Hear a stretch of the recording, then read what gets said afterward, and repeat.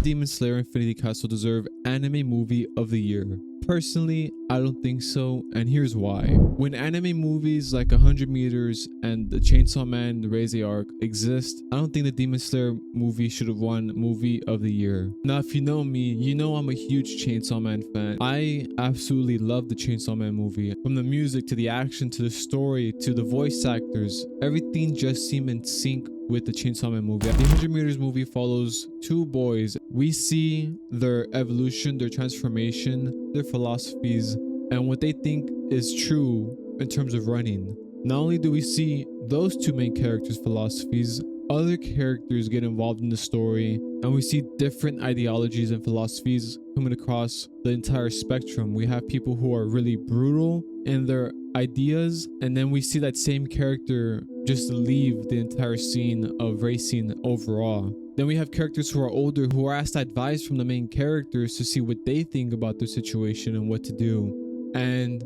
they do have advice from them, even themselves, they think about it a lot. Obviously, these movies have themes going on.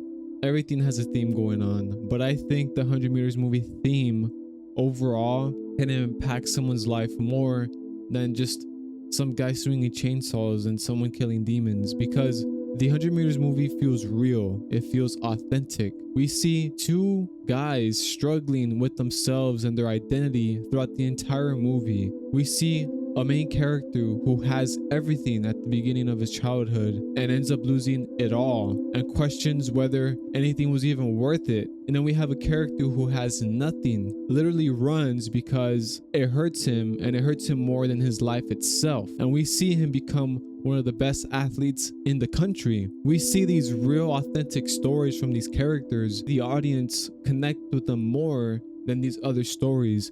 We see so many perspectives in how each of these people pursue life.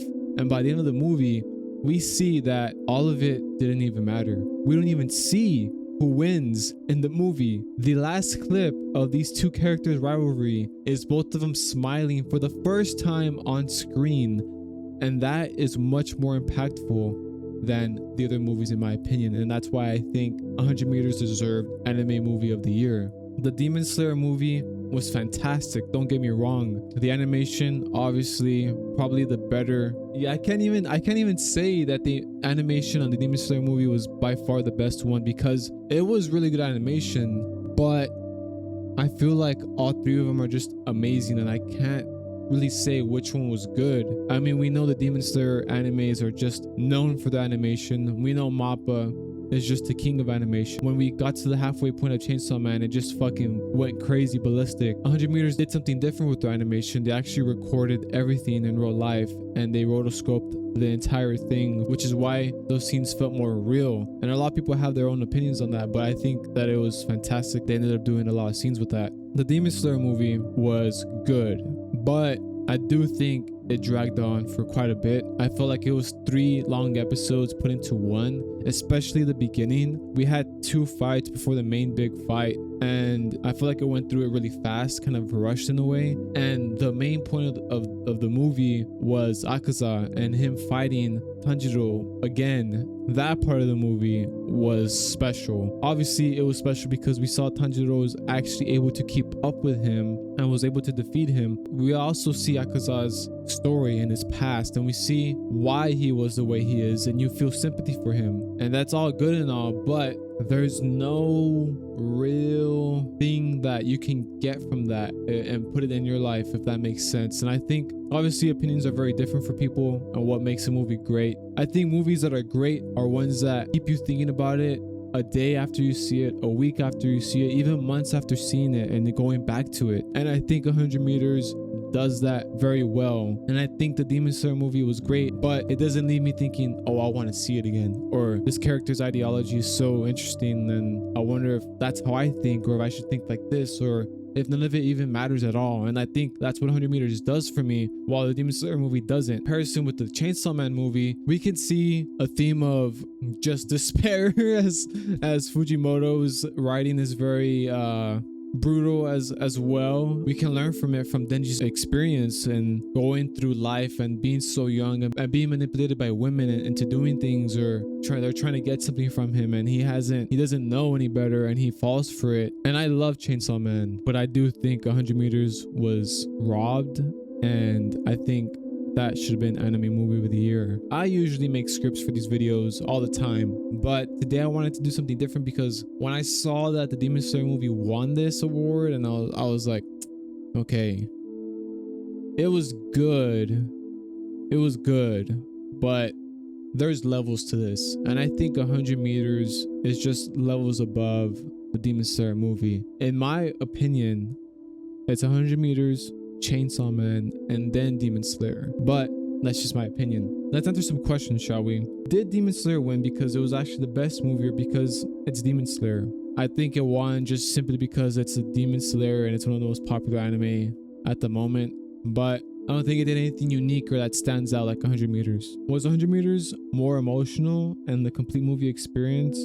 I think 100 meters was more of a complete movie experience in terms of seeing a story start from the very beginning of something and seeing it finish, compared to Demon Slayer having multiple seasons and multiple movies on it already at this point. I can argue though that people might say the Demon Slayer is more emotional because we get to see Tanjiro do what he does in this movie, and we get to see Akaza's story. We all know that if Rengoku was still alive, he would have forgiven Akaza. That's what I would say about that question. Why do anime awards always favor spectacle and animation over originality? I just think that they do this because popularity wins at the end of the day. Sadly, I don't think popularity means something's greater. Anime awards definitely favor spectacle, and well, the Demon Slayer movie had been building up for a while now, and the story's been building up for a while now, and the anime awards just picked that over originality, in my opinion. Did Chainsaw Man deserve more recognition before the movie even released?